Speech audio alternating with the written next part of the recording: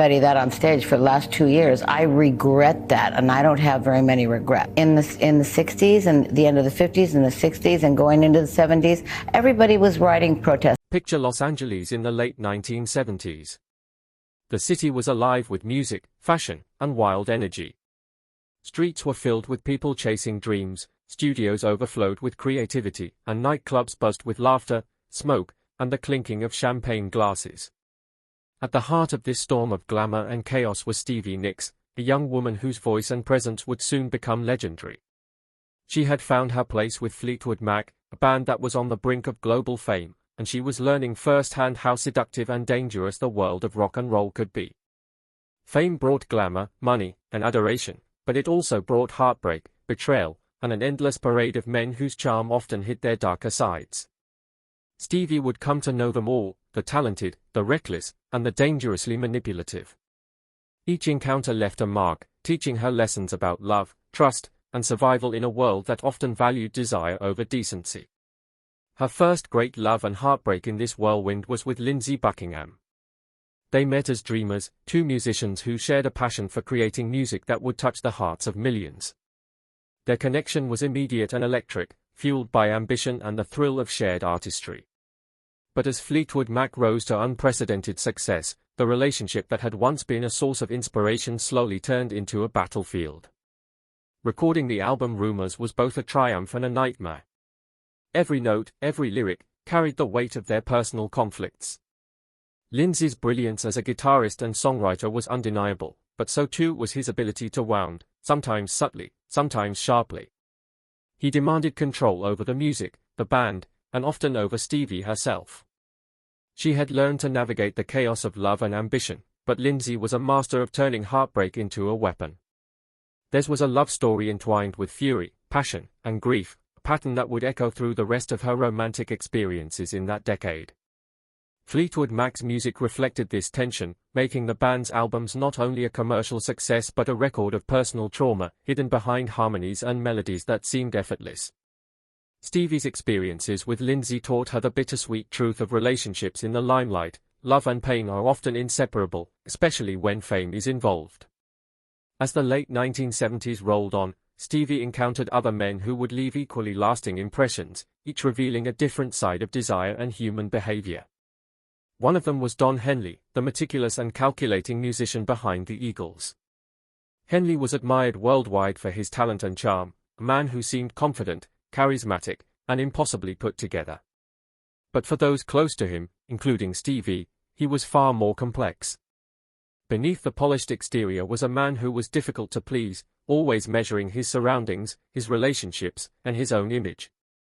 Stevie found herself drawn to him, intrigued by his intellect, music, and presence. Yet, as the relationship unfolded, it became clear that Henley's affection was conditional and measured, wrapped in charm but lacking warmth. While the world saw a star, Stevie saw the loneliness, the jealousy, and the unspoken rules he imposed. Their brief romance ended in disillusionment, leaving her wary of surface-level charm. It was a lesson in reading between the lines, recognizing that talent and charisma do not always equal kindness or reliability. In those early years of fame, Stevie discovered that the men who captured her attention were often the ones who carried the heaviest emotional baggage, and their impact would shape her understanding of love and trust for years to come. After Henley, Stevie's journey through love and heartbreak took another turn when she met Joe Walsh, the guitar virtuoso with a wild, untamed spirit. Joe was different from the other men she had known, reckless, unpredictable, yet undeniably charming. He embodied chaos in human form, a mix of humor, vulnerability, and danger. With him, every day felt electric, every moment alive with possibility. Their relationship was intoxicating, full of laughter, late-night adventures, and the sense that the world belonged to them. But living with such intensity came at a cost. Joe struggled with addiction, emotional turmoil, and a constant need to escape himself. Loving him meant living on the edge, where the highs were breathtaking and the lows were devastating. Stevie gave herself fully to the relationship, only to find that love alone could not save a man from his inner demons. Their time together left her both exhilarated and heartbroken, a reminder that passion without stability often burns too hot and leaves scars in its wake. These experiences taught Stevie the delicate balance of attraction, connection, and self-preservation, lessons that would resonate in every future relationship she encountered. As Stevie tried to rebuild herself and find stability, she faced another complex and emotionally charged connection, this time with Mick Fleetwood, her bandmate. Their relationship was secretive, born from moments of shared exhaustion and quiet understanding during the chaos of fame and touring. Mick, commanding and magnetic behind his drums, carried a loneliness that mirrored Stevie's own. What began as mutual support and solace eventually deepened into a complicated romance, one that threatened the unity of Fleetwood Mac. Every glance, every studio session, every intimate moment added tension to an already fragile dynamic. The affair was intoxicating yet destructive, and when it surfaced, friendships and professional relationships fractured. Stevie experienced firsthand how personal choices can ripple outward, affecting not just love but careers, collaborations, and trust. Her time with Mick showed her that even profound connections can carry risks, particularly when they intersect with ambition, fame, and unresolved personal struggles. Stevie's encounters with other iconic musicians further exposed the dark side of fame and desire. David Crosby, the brilliant but troubled poet of Laurel Canyon, was one such figure. His intelligence, humor, and charm were undeniable, and he had a way of drawing people in with his conversation and perspective. But behind the charisma was chaos. Crosby's womanizing, substance abuse, and impulsive decisions had already cost him dearly in personal relationships and professional opportunities. Stevie observed this unraveling up close, experiencing both fascination and concern. The contrast between his creative brilliance and personal instability highlighted a recurring pattern in her life. Extraordinary talent often came hand in hand with destructive behavior. These encounters reinforced her understanding that relationships with charismatic men were rarely simple or safe. They offered excitement and inspiration, yes, but also pain, heartbreak, and emotional complexity. Stevie navigated these experiences with growing self-awareness, learning to recognize charm, impulse, and potential danger in equal measure. And then there was Eric Clapton, a man whose talent and fame were unmatched. Clapton could make a guitar sing, turning heartbreak and melancholy into music that touched millions. But beneath the brilliance lay a life riddled with pain, loss, and unfulfilled desire. For Stevie, knowing him meant seeing both the awe-inspiring artist and the deeply flawed man. His allure was undeniable, yet his relationships revealed the loneliness and regret that often accompany great fame. Stevie's encounters with Clapton, Crosby, and others of the era formed a mosaic of experiences, lessons in love, desire, heartbreak, and the human cost of genius. Through it all, she remained resilient, her voice growing stronger, her perspective sharper, and her understanding of human complexity deeper. The 1970s had been a decade of music, fame, and unforgettable encounters with men who left indelible marks on her heart and career. Looking back from the vantage point of her 70s, Stevie Nicks reflects on the men who shaped her life and the lessons she learned along the way. She speaks candidly about the worst womanizers she encountered, the men whose charm and talent were matched by emotional recklessness, cruelty, or detachment. For Stevie, naming these men is not about gossip or judgment. It is a recognition of the truth behind the stories, an acknowledgement of the power dynamics and heartbreaks that defined her formative years. Each relationship brought insight, about herself, about love, and about the world she inhabited as one of the most famous women in rock. She learned to identify patterns, how some men used charm to manipulate, how some loved only as far as it served them, and how others were incapable of true emotional intimacy. These realizations shaped her choices, her music, and her approach to relationships for decades to come.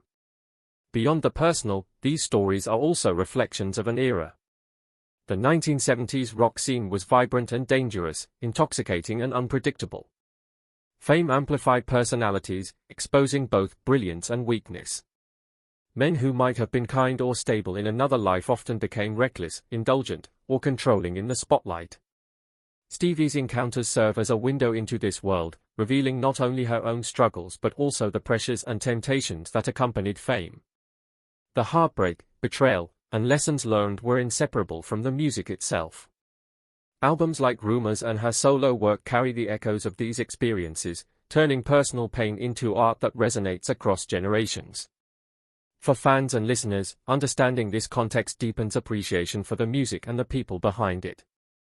Ultimately, Stevie Nicks' story is one of resilience and self-discovery. The men she names, the heartbreak she endured, and the chaos of the era all contributed to the woman she became: strong, creative, and insightful. She transformed personal trials into songs that remain timeless, creating art from both love and loss. Her reflections remind us that the path to greatness is rarely smooth, that charisma can mask danger, and that the human heart is both fragile and enduring. By sharing her experiences openly, Stevie invites us to witness the realities behind the music, the glamour, the heartbreak, and the complexity of relationships in a world that demanded both brilliance and sacrifice. The 1970s were an unforgettable time, and through Stevie's eyes, we see not only the music but the raw, unfiltered human stories that defined an entire decade. When Stevie Nicks reflects on the 1970s, she doesn't just remember the bright lights, the music, or the fame. She remembers the people, the men, the friends, the lovers, and the legends, whose lives were as dazzling as they were destructive. The decade was a whirlwind of sound, color, and excess, a time when music became bigger than life itself, and every night held the possibility of something magical or disastrous. Yet behind the glamour, Stevie saw another side of her world, one that the public rarely glimpsed. It was a world of loneliness, fragile egos, fleeting connections, and men who were as talented as they were troubled. The 70s gave her incredible experiences, incredible friends, and unforgettable music, but it also gave her lessons about desire, power, and the cost of fame. Some of the men she encountered were brilliant, creative, and kind, like Bob Welch, who brought melody and depth to Fleetwood Mac before the band exploded into superstardom. But others were ruthless, charming, and selfish, the kind of men whose charisma drew everyone in while leaving chaos in their wake. These were the men Stevie would later call the worst womanizers of the 70s, not because they lacked talent, not because they weren't admired or adored, but because their actions hurt the people around them, leaving a trail of broken hearts and quiet suffering that only those close enough to see it could understand. Stevie's story is unique because she was in the eye of that storm. She was not just a witness, she was a participant, someone who felt the thrill, the intensity, and sometimes the heartbreak that came with relationships in that era. The men she loved, the men she worked with, and the men she admired all carried with them secrets, flaws, and habits that often collided with her own life and sense of self. Take Eric Clapton, for instance. Clapton was a musician of extraordinary talent, someone whose guitar could convey more emotion than words ever could. But he was also a man haunted by his own fame, a man whose relationships often suffered under the weight of his personal struggles. Stevie saw the sadness behind his eyes, the tension behind the charm, the nights where applause could not fill the emptiness. His fame brought him attention and women, but it also brought isolation, and Stevie understood that because she, too, had known the cost of being admired, adored, and constantly observed. She recognized that behind the headlines, behind the flings that the newspapers would chase and the fans would gossip about, there was a human being searching for meaning, for love, for connection. And yet, for some men of that era, their search often came at the expense of others.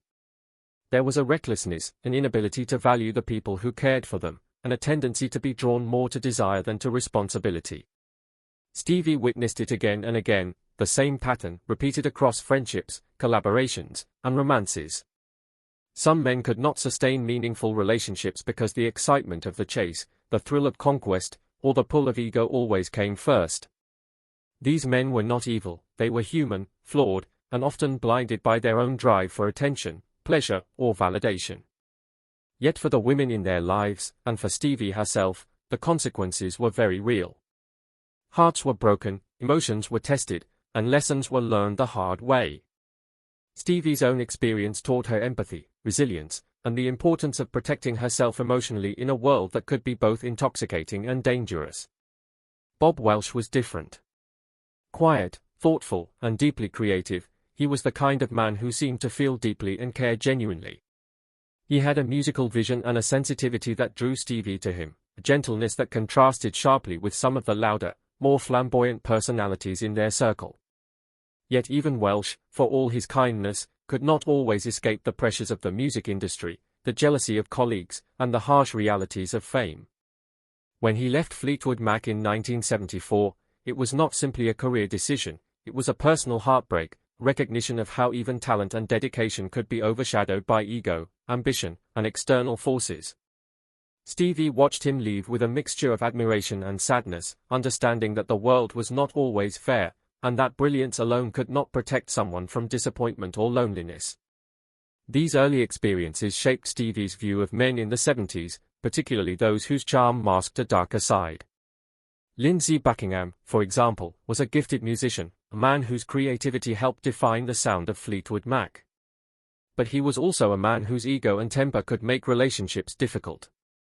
Stevie experienced the tension, the highs and lows, the love and the frustration, firsthand. She recognized that he was a product of his time, influenced by the culture of excess, fame, and freedom that defined the decade.